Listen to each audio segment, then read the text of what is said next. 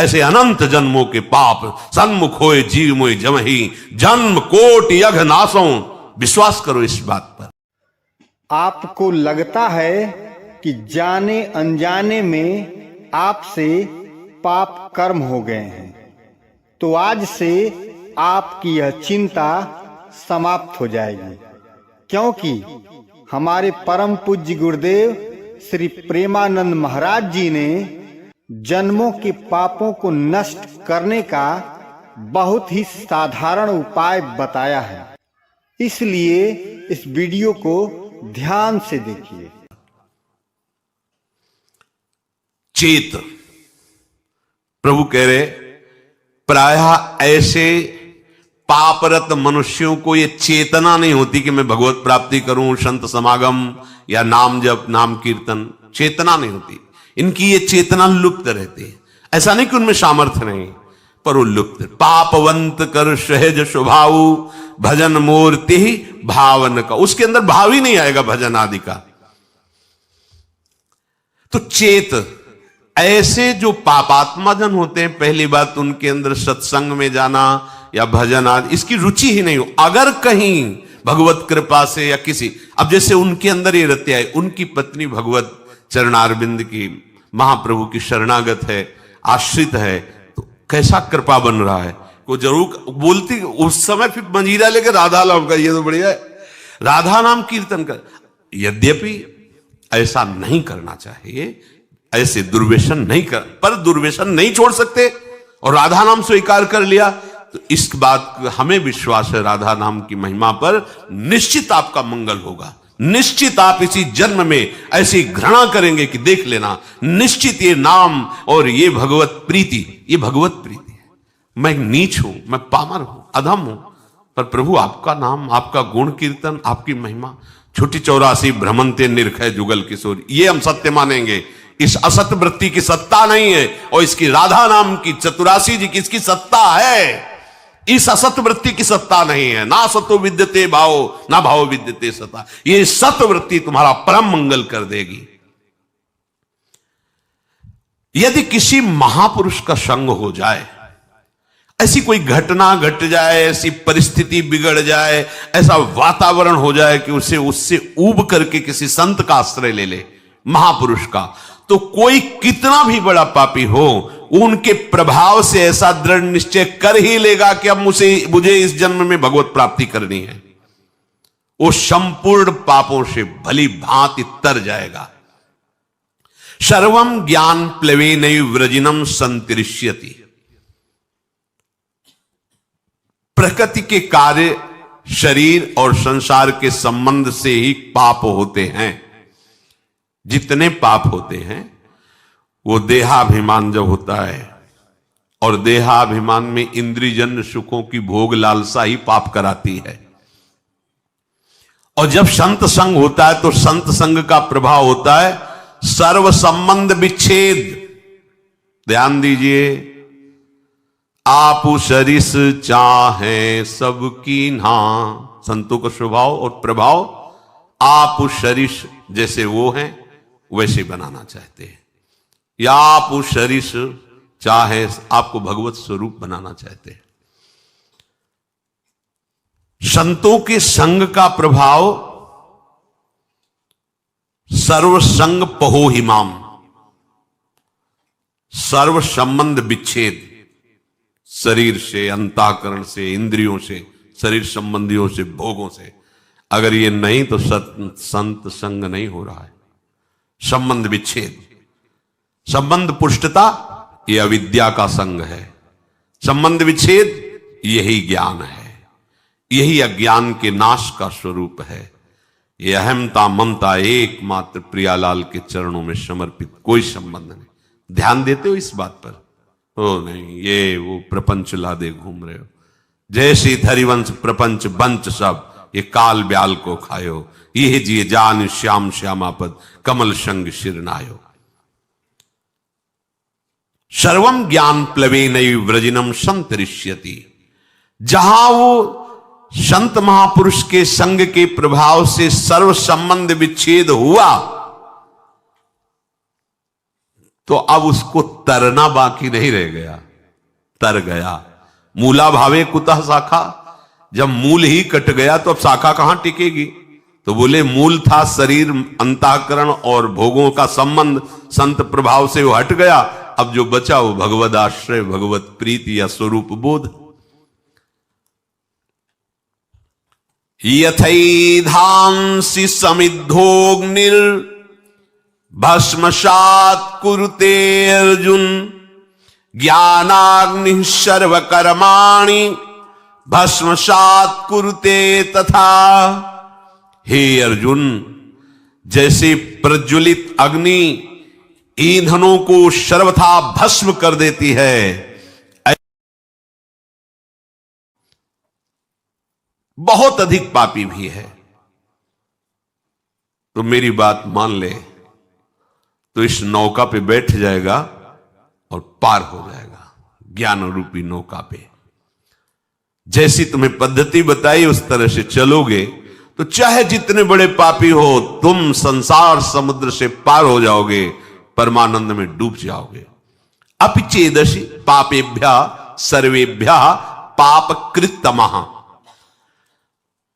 पाप करने वालों को पापकृत कहते हैं, अधिक पाप करने वालों को पापकृतर कहते हैं, और जो महापापी होता है उसे पापकृतम कहते हैं। अगर तू महापापी भी, पापकृतम अर्थात महापापी, मतलब तुमसे बढ़कर कोई पापी हो ही नहीं सकता, वो भी भगवत प्राप्ति करने का अधिकारी है यदि ऐसे चले जैसा भगवान ने बताया। सदगुरु के पास जाके साष्टांग दंडवत करके विनम्रता पूर्वक उनकी अधीनता स्वीकार करके उनसे प्रश्न करे, जिज्ञासा करे, या वो अपनी तरफ से जो आपको आदेश उपदेश करे अक्षरशः पालन करे, तो आप चाहे जितने बड़े पापी हो आप भगवत प्राप्त कर लेंगे। कितना बढ़िया भगवान विश्वास दिला रहे, भगवान कह रहे ना, इसलिए किसी और प्रमाण की तो जरूरत नहीं, क्योंकि इनसे बड़ा कोई न्यायाधीश है नहीं। जब वो स्वयं कह रहे हैं अपिचेदशि पापेभ्यः सर्वेभ्यः पापकृतमा, समस्त पापियों में भी तू सबसे बड़ा पापी हो तो भी तू जो मैंने पद्धति बताई उसके अनुसार चलेगा तो इस संसार समुद्र से पार हो जाएगा। आगे भी भगवान ने कहा अपिचेत सुदुराचारो भजते माम अनन्य भाग साधुरेव समंतव्या सम्यक व्यवसिता ही सह। भगवान का एक कथन बड़ा सुख देने वाला है, आश्वासन देने वाला है। तात्पर्य यह है कि जो पापों का त्याग करके साधन में लगा हुआ है उसका तो कहना ही क्या है। देखो, कोई अपने को ये ना समझे कि हम बहुत बड़े श्रेष्ठ हैं। हम सबको उसी गंदगी से प्रभु ने उठाया है जिसे हम देखकर घृणा करते हैं ना, हम वहीं से हैं। बिल्कुल कहीं कोई श्रेष्ठता का अपने में आरोप न कर ले। श्रेष्ठ है तो सब श्रेष्ठ है, क्योंकि सब उसी से प्रकट है। और ये जितने विकार हैं इन्हीं से हमें उठाया गया है। हम इन्हीं में गिरे पड़े थे, अब भी गिरे पड़े हैं। अगर वो अपनी बाहुओं से सुरक्षित न रखे, अजान बाहु अभेद भुजदंड मूल पीनन ससानुकूल, अगर वो हमारी सुरक्षा ना करे तो अब भी हम वहीं फिसल के पहुंच जाए। सबको ये बात समझनी चाहिए, कहीं इस बात का अहम ना आ जाए कि मैं श्रेष्ठ हूं, मैं महाभागवत हूं, मैं ज्ञानी हूं, मैं ब्रह्मबोध हूं। जो पापों का त्याग करके साधना में लग गए हैं उनका तो कहना ही क्या है। पर जिसने बहुत पाप किए हैं और पूर्वाभ्यास है पाप करने का, अब उसके उद्धार का क्या उपाय हो सकता है। जिसने पाप किए और उसको ग्लानि हुई और छोड़ करके पाप और सदगुरु की शरण होके साधन में लग गया, उसमें तो संशय ही नहीं, वो तो जाएगा ही जाएगा प्रभु के पास। भगवान यहां उसको विश्वास दिला रहे जो बहुत पाप किया, महापापी, और पूर्वाभ्यास भी पापों का है। अब उसको भी अपने उद्धार के विषय में निराश नहीं होना चाहिए भगवान के वचन मान करके। महापापी से पापी मनुष्य भी यदि सोच ले कि इसी जन्म में अब मुझे अपना कल्याण करना है, तो पुराने पाप उसको बाधा पहुंचाने की चेष्टा करेंगे। ऐसा नहीं कि वो शांत बैठे रहेंगे। वर्तमान के पाप उसको बाधा पहुंचाने की चेष्टा करेंगे। पर वर्तमान में साधु संग हो गया और उसने ठान लिया है कि मुझे अपना कल्याण करना है, उस ठानने में वो उनकी बात मानेगा। वर्तमान के पापों पर रोक होनी शुरू हो जाएगी और उनकी बात मानने पर उपासना में धीरे धीरे रुचि होने लगेगी। और जहां रुचि हुई तो पूर्व पाप जो बाधक है वो नष्ट होना प्रारंभ हो जाएंगे। उसके हृदय में ये निश्चय होने लगेगा कि आज से मैं कभी पाप नहीं करूंगा। ध्यान दीजिए, ये कब हम जाने कि हमारे पुराने पाप नष्ट हो रहे हैं? वो तुम्हारे हृदय में जब ये निश्चय होने लगे आज से मैं पाप नहीं करूंगा, तो आपका हृदय इतना पवित्र होने लगा है कि पाप ना करने का, निश्चय करने का अधिकार कर रहा है। केवल भगवत प्राप्ति के लिए ही अब मैं चेष्टा करूंगा। उसके पापों का नाश होते देर नहीं लगती। जहां ऐसा निश्चय किया, फिर समझ लीजिए, पुराने पाप जो बहुत समय से कर रहे हैं वो भगवत मार्ग में नहीं आने देते, आने ही नहीं देते। वो बहुत बड़े बंधन है। कहीं भगवत कृपा से साधु समागम के शब्द पड़े और ये लगा कि मैं तो महान पाप करने वाला नीच हूं, मेरा कल्याण कैसे होगा? देखो वचनों का प्रभाव, सत्संग सुनने से मेरा कल्याण कैसे होगा, ये बात आ गई। अच्छा, कल्याण तो साधु महात्माओं के संग से, सत्संग से होता है, पर मेरा अभ्यास वर्तमान में पाप करने का कैसे बनेगा? उनके समीप गया, अपने कल्याण के लिए जो चेष्टा करनी चाहिए वो संत महात्मा बताने लगे। उनके शासन में ध्यान रखना है।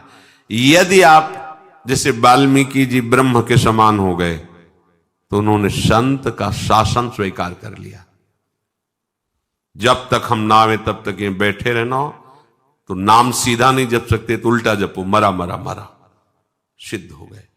संत का शासन संपूर्ण दुर्वासना और पाप का नाश करने के लिए होता है। जहां उस संत का शासन स्वीकार किया तो हृदय में बात आने लगती है, अब लो नशानी, अब ना नशा, बहुत पाप किया, अब नहीं करूंगा, हो गया। ये जब आने लगे तो जान लो पूर्व जो पाप बाधक थे वो नष्ट हो गए। तभी ये बात जो